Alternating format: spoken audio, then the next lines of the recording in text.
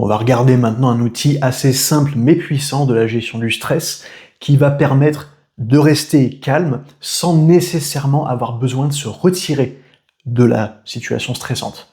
Cette méthode, elle commence à être bien connue du public, elle s'appelle le soupir physiologique et elle consiste en 2 inspirations, une longue puis une courte qui vient topper l'inspiration, suivie d'une expiration longue. Pour la petite histoire, c'est une méthode qui a été découverte dans les années 1930, où les gens adoptaient ce schéma de respiration de manière automatique dans des setups claustrophobiques, mais aussi dans des situations de sommeil profond lorsque le dioxyde de carbone s'accumulait. Aujourd'hui, pour utiliser le soupir physiologique, on n'est pas obligé de se retrouver dans une situation claustrophobe, on n'est pas obligé non plus d'être dans un sommeil profond, on est capable de déclencher cette méthode de respiration simplement quand on a besoin. Techniquement, le soupir physiologique ressemble à ça.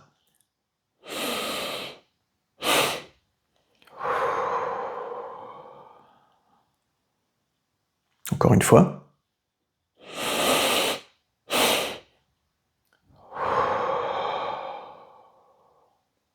Donc en pratique, c'est une inspiration longue, suivie d'une deuxième inspiration qui va venir gonfler un peu plus les poumons, tirer un peu plus sur le diaphragme, mais on est déjà un petit peu au maximum techniquement, c'est vraiment un top-off, et une expiration lente, une expiration longue.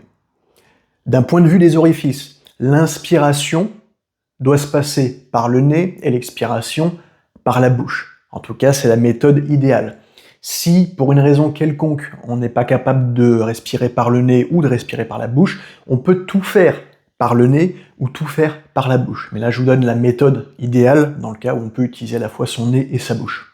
La seconde inspiration est toute petite, ou en tout cas, elle paraît toute petite, mais elle est vraiment essentielle dans ce schéma respiratoire. Ce qu'elle va servir à faire, c'est à aller ouvrir un peu plus, un peu mieux, des alvéoles dans le bas des sacs, des poumons, pour venir les activer, pour venir les aider lorsqu'ils se sont affaissés. C'est-à-dire qu'une respiration qui n'est pas suffisamment complète, pas suffisamment profonde, va laisser un bon nombre de ces alvéoles inactifs, et donc les échanges gazeux sont beaucoup moins efficaces. C'est-à-dire que cette toute petite inspiration plus basse, plus profonde, qui vient désaffaisser ces alvéolis, va aider aux échanges gazeux, c'est-à-dire une meilleure assimilation de l'oxygène, mais aussi un meilleur rejet du CO2, et de manière générale également une augmentation de la surface alvéolaire, donc une meilleure capacité respiratoire. Donc pour résumer, si vous vous trouvez dans une situation stressante, vous êtes déjà dans le setup d'une situation stressante et que vous devez un peu vous recalibrer, vous reconcentrer et pas céder à la panique, c'est la respiration qu'il vous faut. 2 inspirations, une expiration, et c'est quelque chose qu'on peut répéter 2 fois, 3 fois par cycle, et en général, la 3e fois, on est déjà en train de sentir les effets. Si vous l'avez déjà pratiqué là, rien que pendant cette vidéo, vous sentez qu'au bout d'une ou 2 fois, on est déjà en train de redescendre. C'est vraiment un outil qui est assez rapide et assez surprenant.